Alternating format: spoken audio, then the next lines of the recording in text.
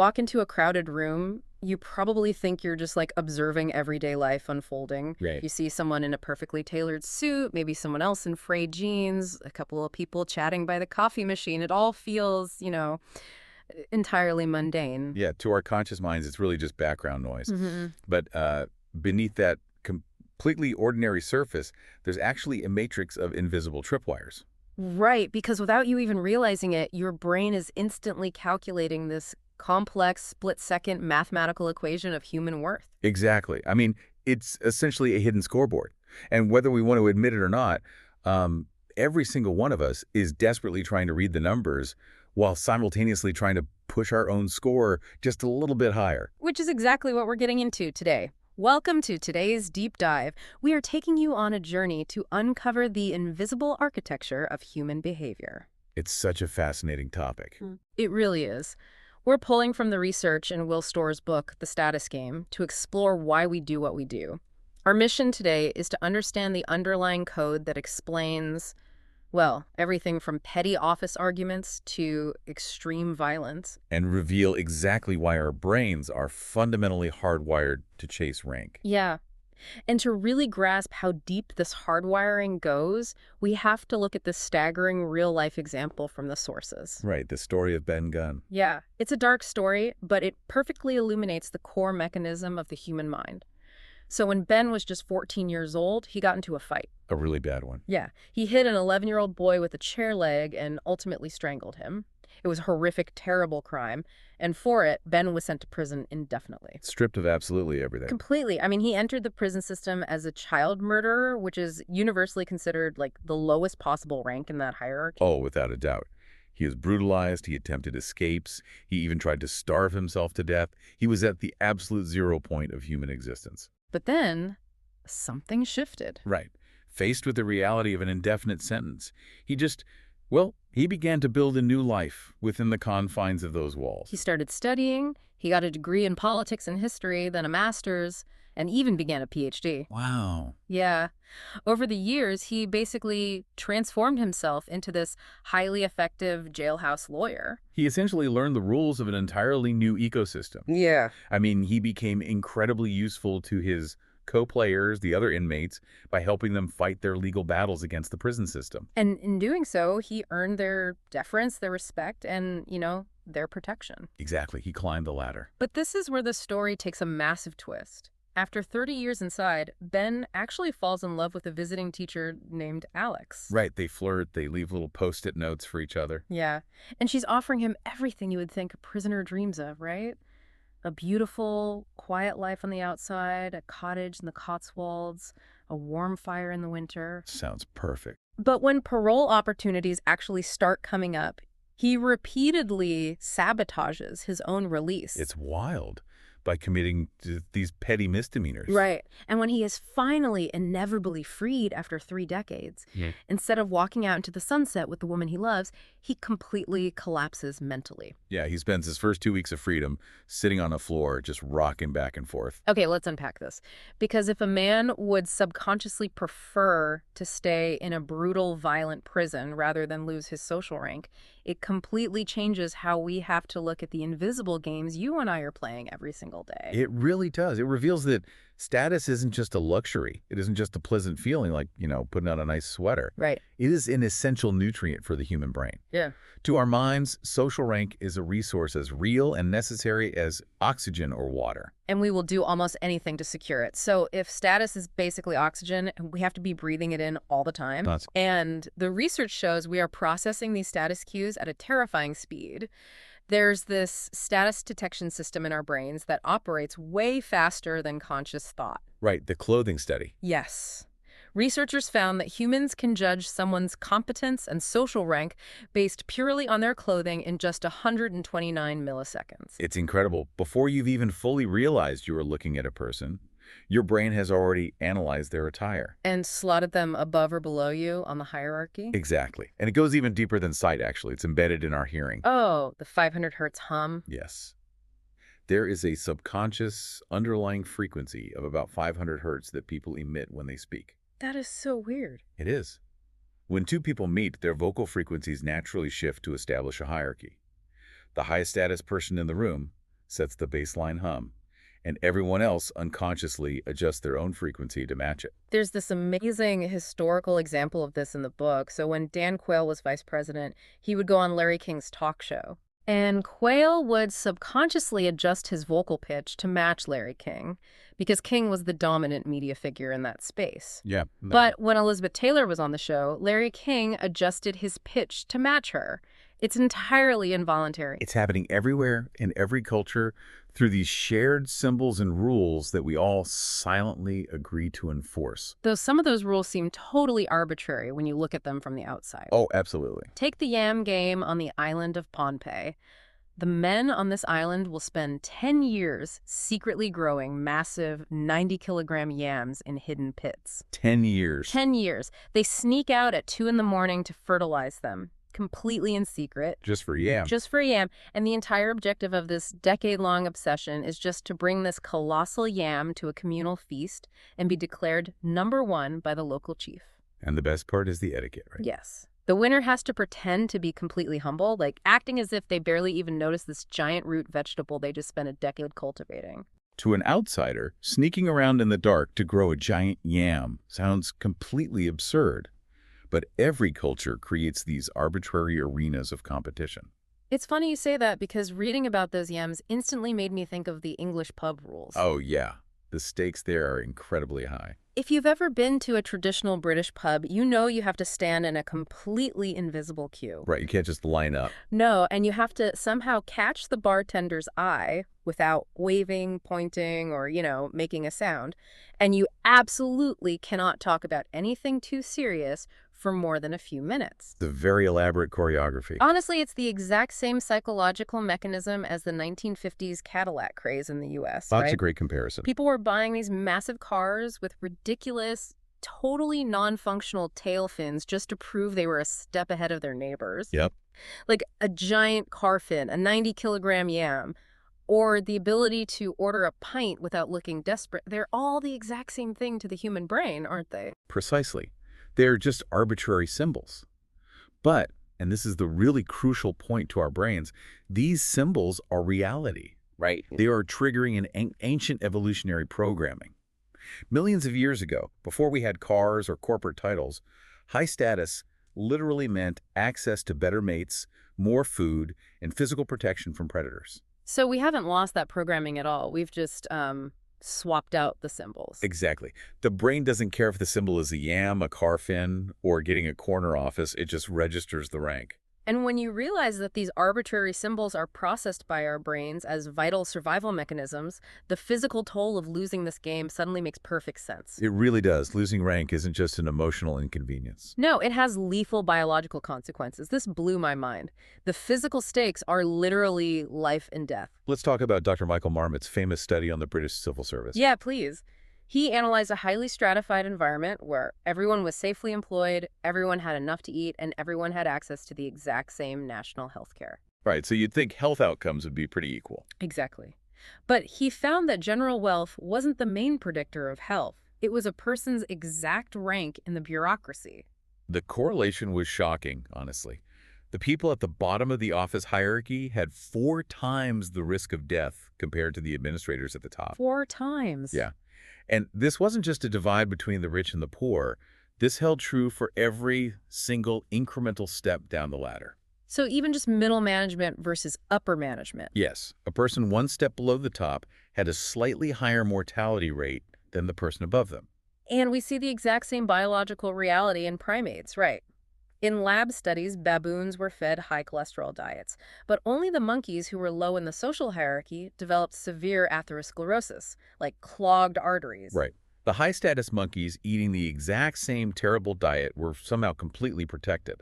And when researchers artificially changed a monkey's status, their physical illness either reversed or worsened in perfect lockstep with their new rank. This is the field of social genomics. When you suffer a loss of status, your body actually goes into a defensive crouch. Just defensive crouch. Yeah, evolutionarily, if you were pushed to the bottom of the tribe, you were at high risk of physical attack or being left out in the cold. Okay, that makes sense. So your body anticipates that physical trauma. It preemptively increases inflammation to prepare for impending physical wounds, and it actually decreases your antiviral response to save energy. Wow. So, what does this all mean for us today? Are you telling me a demotion at work actually changes my DNA's expression? Yes. It's like a bruised ego is triggering the exact same biological alarm bells as a bleeding physical wound. That is the perfect way to look at it. To your nervous system, a bad performance review and a physical predator are the exact same threat. That is terrifying. And the psychological toll is just as heavy as the physical one. Falling significantly behind your peers is actually one of the most powerful triggers for suicide. Oh, wow. Yeah, it's the ultimate tragic withdrawal from the status game, when the biological and emotional pain of low rank becomes literally unbearable. So if low status literally destroys our immune system and drives us to despair, then playing this game isn't just about vanity, it's an evolutionary mandate. We have no choice but to try and win. But how exactly do we do that? Because the research points to a major evolutionary transition in how we play, moving from physical dominance to symbolic prestige. Exactly. There are essentially three modes of play: dominance, virtue, and success. Okay, break those down. Well, dominance is our oldest, most primitive game. It is the game of fear, force, and intimidation. It's how our primate ancestors established order. Right. And even though we've evolved, we still revert to it when our modern symbolic games fail us. The story of Karen Turner from the sources is such a perfect, visceral example of this. Oh, it really is. She was a 60-year-old Port Authority commissioner, and one day her daughter's car gets pulled over in a routine traffic stop in New Jersey. Just a standard stop. Yeah. But Turner shows up to the scene in tight athleisure wear, immediately flashes her gold commissioner badge, starts bragging about her daughter's friends at Yale and MIT. Just throwing all her status symbols at them. Exactly. And she demands to know why the police stopped the car. The officers calmly tell her that she wasn't involved in the stop and to just ask her daughter. And she completely loses it. She felt her high status was being ignored, right? She was a commissioner, an attorney, a wealthy citizen, and these officers were treating her like just a bystander. Right. So she tries to dominate them physically and verbally. She points her fingers in their faces, steps aggressively into their physical space. She literally tells these officers, "You may shut the fuck up," and calls them a disappointment. It is a textbook dominance display. Her prestige was threatened, so she immediately regressed to the primitive induction of fear to try and force them into submission. But modern society largely rejects that behavior now, doesn't it? Exactly. She played a dominance game, and because we don't tolerate that anymore, she was forced to resign and lost her job over it. Thankfully, society mostly relies on prestige games now, which are virtue and success. Right. These are the cooperative ways we earn status by proving we are useful to the group. So virtue games give you status for being moral, dutiful, and obedient, like in religious groups or charities. And success games give you status for achieving difficult things that require skill, like, winning a championship or building a company. And when we identify someone who is winning in a prestige game, our brains activate this powerful mechanism: copy, flatter, conform. Yes, we instinctively want to mimic high-status individuals because our evolutionary wiring assumes that whatever they are doing is what made them successful. I love the historical example of this with Captain Cook in the 1700s. The sauerkraut story. Yeah, he needed his sailors to eat sauerkraut to prevent scurvy on long voyages. But he knew that just telling a bunch of rough sailors that fermented cabbage was good for their health wouldn't work. They wouldn't touch it. No. So he leveraged a prestige cue. He had the sauerkraut served only to the officers at the captain's table. He made it an exclusive symbol of high rank. And almost instantly, all the lower-ranked sailors were begging for it, to the point where he actually had to ration it out. He literally hacked their status detection system. Yeah. And we saw the exact same mechanism transform the entire British culinary scene in the 1980s. Oh, with Marco Pierre White. Yes. He emerged as this young, intense, and incredibly talented chef. Now, historically, cooking in Britain was viewed as homely, low-status domestic work. Great. But White published the White Heat Cookbook, presenting himself as a dangerous, tumbling-haired rock star holding a meat cleaver. He turned food work into a high-stakes success game. And an entire generation of young chefs suddenly copied his aggressive behavior and his passion just because he established a new prestige cue. And here's where it gets really interesting. We are all constantly shifting between these modes daily. Oh, constantly. One minute we're playing a success game by pitching a project at work. The next we are playing a virtue game by posting about a social cause online. Yeah, we bounce back and forth. And that copy, flatter, conform instinct, it completely explains why children will pretend to enjoy eating incredibly spicy food just because they see a high-status adult eating it. That's so true. We will literally endure physical discomfort just for the status reward of mimicking the elite. Well, prestige games are the engine of human civilization. They encourage us to share knowledge, to innovate, and to cooperate. But the danger is that the beast of dominance always lurks right beneath the surface, waiting for a moment of insecurity. Exactly. Which raises a terrifying question. What happens when the game breaks down? Or what happens when a person is entirely shut out of the game? Or, paradoxically, what happens when they win so much that the game never ends? Let's address the extreme loss first. The ultimate purging of status is humiliation. The nuclear bomb of emotions. Yes, psychologists refer to it exactly like that. It is the complete annihilation of the self. You aren't just pushed down the ladder, you are denied the right to even play the game. And the research outlines a very specific, dangerous pattern here, doesn't it? Male, grandiose, humiliated. Unfortunately, yes. When a person with a massive sense of entitlement meets absolute status starvation, it frequently results in extreme violence. Like the tragic case of Elliot Rodger. Yes. He's a young man who felt entirely rejected, mocked, and ignored by his peers. The only arena in his life where he held any status at all was in the online game World of Warcraft. Right. He ground his way to the highest levels, finding this tiny sliver of rank. But then he discovered that his online friends had been playing without him. Which seems so small to us, but for him... That was the snapping of his final, thinnest thread of status. Exactly. When he lost that last bit of rank, his grandiosity couldn't handle the total humiliation. He plunged into homicidal, misogynistic madness. He realized he couldn't win the status game of society, so he decided to literally destroy the players in a horrific spree killing. It is a dark testament to how volatile a starving status detection system can become. But as you mentioned, there is a paradox on the exact opposite end of the spectrum. Right. What happens when you have all the status in the world? We hit a psychological wall called the flaw. The flaw. Yes. The flaw is our biological inability to ever be truly satisfied with our rank. The Paul McCartney anecdote from the book is the absolute perfect illustration of this. It really is. Think about it. Paul McCartney is a billionaire, a music legend, and has experienced a level of fame and adoration that almost no other human in history can comprehend. He has won the ultimate success game. Completely. And yet he spent decades locked in bitter, petty arguments with Yoko Ono over the songwriting credits for certain Beatles songs. Decades. He was literally demanding that his name be listed before John Lennon's. He even flipped the credits on his own live albums just so it would read McCartney-Lennon. It's deeply absurd. It's so absurd. It's like being on a treadmill that you can never step off, even if you've already won the gold medal. Is status drunkenness basically an incurable condition? It is a fundamental quirk of human cognition. We acclimatize to whatever status we achieve. It becomes our new baseline normal, and our brain immediately starts scanning the horizon for the next hit. This leads to what researchers actually call status drunkenness among elites. It explains why a CEO might throw a tantrum and threaten to fire staff over being served the wrong brand of biscuit. Or demanding $1,000 wallpaper to cover a microscopic smudge. Exactly. They are addicted to the micro-validations of their power. And when a company institutionalizes that flaw, it's a disaster. Look at Enron. Oh, a perfect example. They built a corporate culture around a system called rank and yank.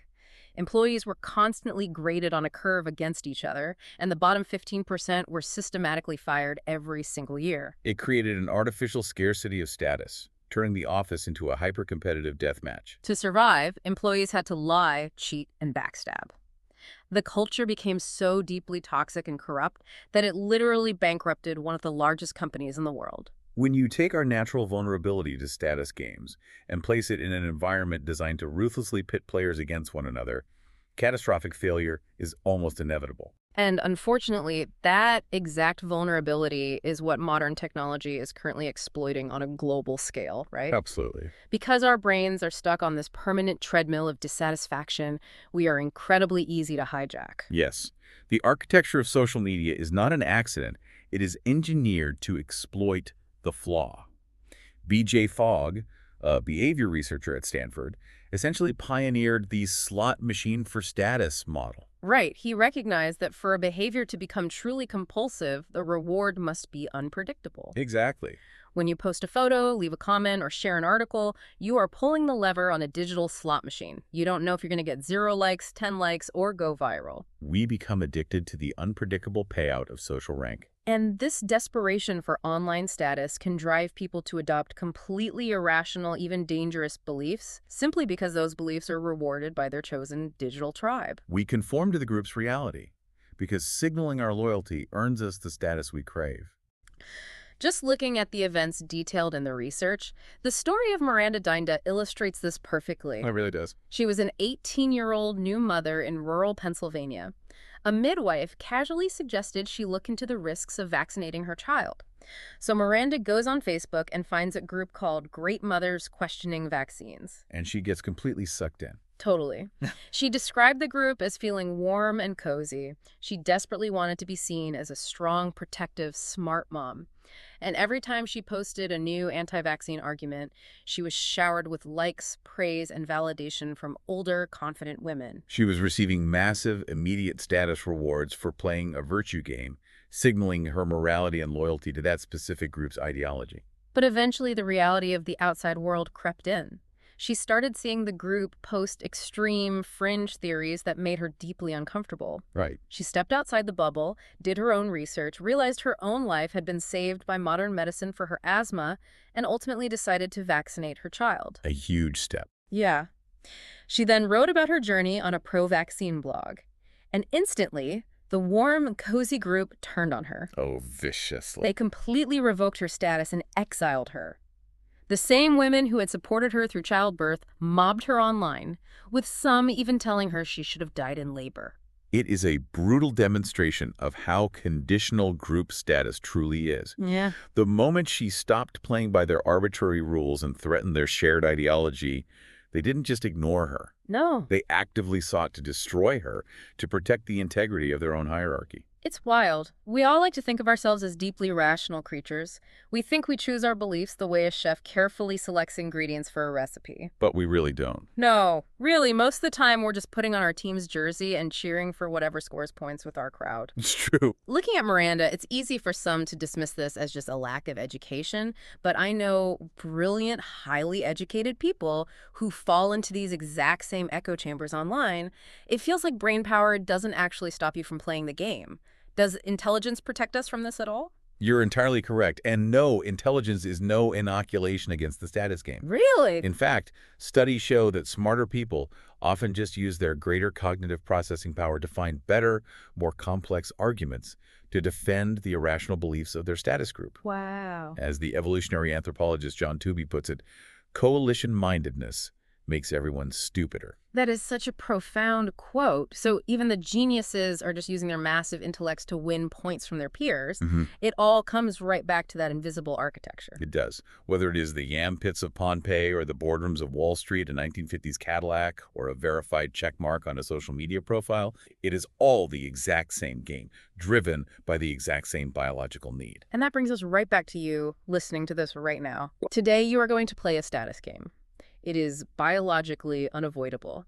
You're going to choose an outfit, you're going to decide how to phrase an email, you're going to post something online, or you're going to figure out exactly when to speak up in a meeting. We all do it. But understanding that you are a biological machine deeply designed by evolution to play this game gives you a massive advantage. It gives you the power to take a step back and ask yourself, which game am I actually playing right now? Are you playing for virtue, for success, or are you slipping into dominance? And perhaps most importantly, who wrote the invisible rules that I am stressing myself out to follow? Exactly. And I want to leave you with one final provocative thought that builds on this distinction between the genuine connection we actually need and the arbitrary status we endlessly pursue. Okay, lay it on us. If status is effectively a drug that we are constantly hallucinating together, perhaps the most radical, rebellious thing you can do this week is to intentionally lose a tiny bit of status. Oh, wow. Just admit a flaw publicly. Let someone else win a petty, unimportant argument. Do it just to see who stays by your side. It is the ultimate test to find out who is giving you genuine human connection and who is merely playing the game. Next time you walk into a crowded room and feel those invisible tripwires and see that hidden scoreboard lighting up in your mind, remember that you don't always have to swing for the highest score.